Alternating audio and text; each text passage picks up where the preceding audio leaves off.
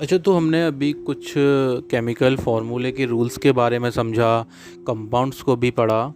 अब यहाँ पर थोड़ा सा कुछ एक्सपेरिमेंट्स करते हैं कुछ कंपाउंड्स के फार्मूले बनाकर। So hello everyone, my name is Suraj Singhania, the founder of SRJ group, and welcome to our science channel SRJ science hub. तो सबसे पहली तो बात करते हैं कि आखिरकार ये सिंपल कंपाउंड्स हमारे कौन से होंगे।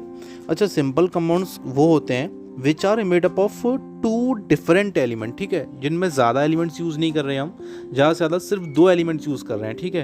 तो ऐसे हमारे सारे के सारे कंपाउंड क्या कहलाते हैं? सिंपल कंपाउंड कहलाते हैं। और इन कंपाउंड्स का एक दूसरा नेम भी है, उनको हम बोलते हैं बाइनरी कंपाउंड, ठीक है। बाइनरी कंपाउंड्स बोलते हैं इनको हम, जैसे कि हमारा HCl हो गया, हाइड्रोजन क्लोराइड। दो एलिमेंट आ रहे हैं इसके अंदर, पहला है हमारा H और दूसरा हमारा Cl, मतलब हाइड्रोजन एंड क्लोरीन। एक और ले लेते हैं, जैसे कि हाइड्रोजन सल्फाइड हो गया, एक और जैसे कि कार्बन टेट्रा क्लोराइड हो गया CCl4, उसके अलावा MgCl2 मैग्नीशियम क्लोराइड हो गया, या फिर सोडियम क्लोराइड NaCl हो गया, या फिर एल्यूमिनियम ऑक्साइड हो गया, ठीक है, जैसे कि उसका फॉर्मूला हो गया Al2O3, कैल्शियम ऑक्साइड हो गया, सोडियम कार्बोनेट हो गया, ठीक है। तो ऐसे हमारे जो फॉर्मूले हैं जिसमें हम दो एलिमेंट या दो एटम या मॉलिक्यूल ले रहे हैं, तो वो हमारे सारे सिंपल कंपाउंड्स कहलाते हैं, और उन्हीं को हम क्या बोलते हैं? बाइनरी कंपाउंड भी। तो अब यहाँ पर अगर बात की जाए, हम पहला फॉर्मूला ले लें, जैसे कि हम एक कंपाउंड लेते हैं हाइड्रोजन क्लोराइड, ठीक है, HCl ले लिया।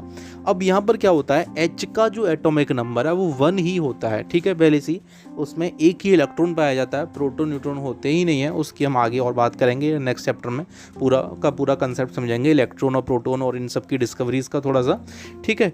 और क्लोरीन का जो एटॉमिक नंबर है वो 17 आपको हमने बताया था पिछले पॉडकास्ट में। तो इसको हम जैसे बनाते हैं, तो अब क्या हुआ, क्लोरीन की हमने जो इलेक्ट्रॉनिक कन्फिगुरेशन की थी, उसके एटॉमिक नंबर को जो ऑक्टेट रूल में ब्रेक किया था, तो उसका हमारा क्या था सेटअप पूरा, कि उसके लास्ट ऑर्बिट में 7 इलेक्ट्रॉन आ रहे थे, ठीक है। तो उसको अब कंबाइनिंग कैपेसिटी उसकी क्या हो गई कि उसको एक इलेक्ट्रॉन और मिल जाए। अगर वो 7 इलेक्ट्रॉन रिलीज करेगा तो ज़्यादा फोर्स लगानी पड़ेगी, लेकिन इससे अच्छा अगर वो एक ही इलेक्ट्रॉन ले ले और 8 ऑक्टेट अपना पूरा कर ले, अपने 8 इलेक्ट्रॉन बना ले, स्टेबिलिटी ले ले, तो उसको एक इलेक्ट्रॉन लेने में कम फोर्स अचीव करना पड़ेगा, ठीक है।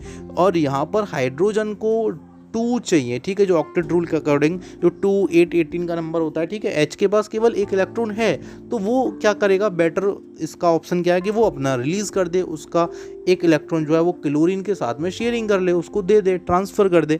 तो इन दोनों ने अपनी 1 वैलेंसी, उसको 1 चाहिए और उसका 1 रिलीज हो सकता है, किसका? हाइड्रोजन का।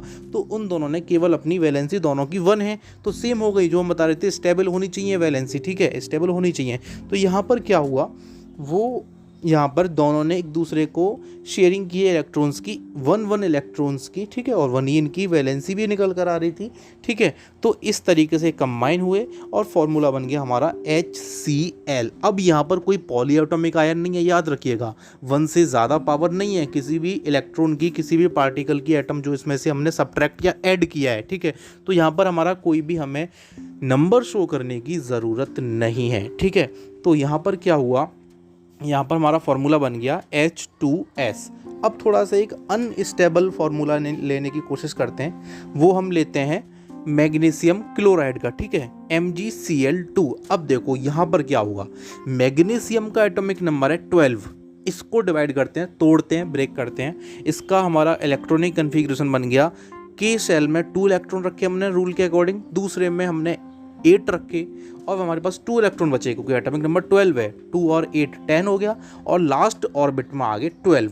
तो इसके वैलेंस इलेक्ट्रॉन कितने बन गए, वो हमारे बन गए 2, क्योंकि लास्ट की ऑर्बिट में है, और ये 4 से लेस देन है, ठीक है। तो ये इससे अच्छा इसको 6 इलेक्ट्रॉन दिए जाएं 8 इलेक्ट्रॉन पूरे करने के लिए, 8 इलेक्ट्रॉन पूरे करने के लिए, इससे बेटर क्या होगा, ये अपने 2 इलेक्ट्रॉन किसी और के साथ में शेयर कर ले, ठीक है।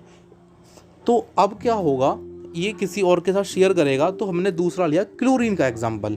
अब क्लोरीन का हमने एक एटम लिया, पहले इलेक्ट्रॉन, क्लोरीन को केवल 1 चाहिए होता है, आपको पहले बताया, उसकी वैलेंसी 1 होती है, लेकिन वैलेंस इलेक्ट्रॉन वो इसके 7 होते हैं, क्योंकि लास्ट ऑर्बिट में कितने इलेक्ट्रॉन प्रेजेंट हैं इसके 7, ठीक है, due to their atomic number 17, ठीक है। तो उसको एक इलेक्ट्रॉन चाहिए। अब मैग्नीशियम के पास तो 2 इलेक्ट्रॉन है लास्ट ऑर्बिट में, तो क्लोरीन का एक एटम अगर उससे एक इलेक्ट्रॉन ले ले तो भी तो मैग्नीशियम का एक इलेक्ट्रॉन बच रहा है, तो भी तो वो स्टेबल नहीं हो पाया। तो फिर हमने क्या किया, उसकी जो क्लोरीन का जो एटम था, हमने जो पहला एटम लिया था, उसके बाद हमने क्लोरीन का एक और एटम लिया। अब जो दूसरा एटम है क्लोरीन का, उसकी भी तो सेम वही प्रॉपर्टी होंगी, सेम वही सारी चीज़ें होंगी, मतलब वैलेंसी भी, तो उसकी भी वैलेंसी एक थी। अब यहाँ पर याद रखिएगा, ध्यान देने वाली चीज़ है, क्लोरीन यहाँ पर 2 हो गई, ठीक है। मैग्नीशियम के 2 इलेक्ट्रॉन हैं, उसने अपना एक इलेक्ट्रॉन क्लोरीन के पहले एटम को दे दिया, रिलीज कर दिया या उसके साथ शेयरिंग कर ली, ठीक है। तो वहाँ पर क्या हुआ, तब भी मैग्नीशियम का एक इलेक्ट्रॉन बचा, लेकिन उसके बाद में जब उसने क्लोरीन का एक और एटम लिया, जब वो क्लोरीन 2 एटम हो गए, तो क्लोरीन की वैलेंसी भी इंक्रीज हो गई, क्योंकि दूसरा एटम आ गया। अब वहाँ भी उसको एक ही इलेक्ट्रॉन देना है। तो मैग्नीशियम के इस तरीके से दोनों इलेक्ट्रॉन किसके साथ में कंप्लीट हो गए, क्लोरीन के 2 एटम्स के साथ में। क्लोरीन की भी 1 इलेक्ट्रॉन लेकर के वैलेंसी कंप्लीट हो गई, 8 इलेक्ट्रॉन उसके लास्ट ऑर्बिट में बन गए।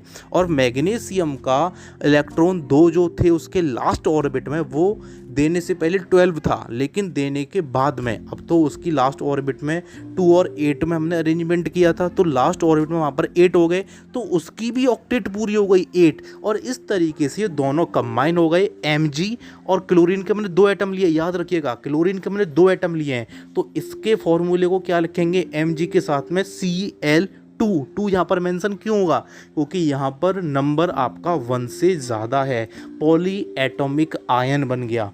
तो ये हमारा क्या हो गया, MgCl2। अगर इसको आयन के लैंग्वेज में समझें तो Mg ने पार्टिकल अपना एटम में से सब्ट्रैक्ट किया है, घटाया है, कम किया है। तो जब घटाया है तो पॉजिटिव बढ़ गया, प्लस वाला बढ़ गया, इलेक्ट्रॉन तो उसने निकाल दिया, तो Mg पर प्लस का चार्ज आएगा। कितने उसने निकाले, 2 इलेक्ट्रॉन निकाले, दोनों ही नेगेटिव थे। ये आगे बताएंगे इलेक्ट्रॉन नेगेटिव कैसे, प्रोटॉन नेगेटिव कैसे, नेक्स्ट पॉडकास्ट में। अभी आपको अच्छे समझाने के लिए थोड़ा बताया जा रहा है। तो Mg ने, मैग्नीशियम ने अपने 2 इलेक्ट्रॉन निकाले, तो उस पर प्लस की 2 की वैल्यू बढ़ गई, तो वहाँ पर चार्ज आ गया Mg2 पॉजिटिव। लेकिन क्लोरीन ने एक एक इलेक्ट्रॉन लिया, क्लोरीन के 2 एटम थे, दोनों क्लोरीन ने एक एक इलेक्ट्रॉन लिया, 2 इलेक्ट्रॉन लिए, तो माइनस का चार्ज बढ़ा, ठीक है। एक एक इलेक्ट्रॉन लिए दोनों, तो वहाँ पर आपका Cl बन गया नेगेटिव, ठीक है।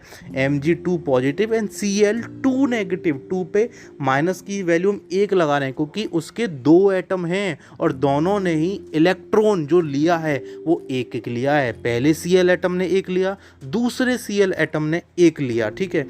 तो टोटल नंबर ऑफ एटम तो क्लोरीन के 2 हो गए, लेकिन दोनों पे चार्ज कितना है, वो हमारा केवल 1 है, सिंगल है, तो उसको शो नहीं करेंगे, लेकिन Mg पर शो करेंगे, क्योंकि उसने 2 इलेक्ट्रॉन दिए हैं। वहाँ पर प्लस की वैल्यू बढ़ गई, क्लोरीन में माइनस की वैल्यू बढ़ रही है, लेकिन कितनी बढ़ रही है, केवल 1। लेकिन मैग्नीशियम में 2 बढ़ रहे हैं प्लस के, ठीक है।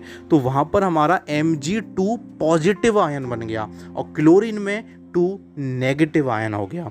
अब ऐसे ही एक और एग्जांपल ले लें, अगर हम NaCl, सोडियम क्लोराइड का, तो वहाँ पर क्या हो रहा है, वहाँ पर Na की वैलेंसी 1, जो अभी आपको पिछले पॉडकास्ट में बताया था, उसका 11 एटॉमिक नंबर है, उसको हमने तोड़ा तो 281 बना। और क्लोरीन की भी वैलेंसी 1, उसका 17 एटॉमिक नंबर है, तो वो 287, उसको 1 इलेक्ट्रॉन चाहिए। और सोडियम की वैलेंसी आपकी 4 से लेस देन है, 1 है, तो वो 1 इलेक्ट्रॉन दे देगा।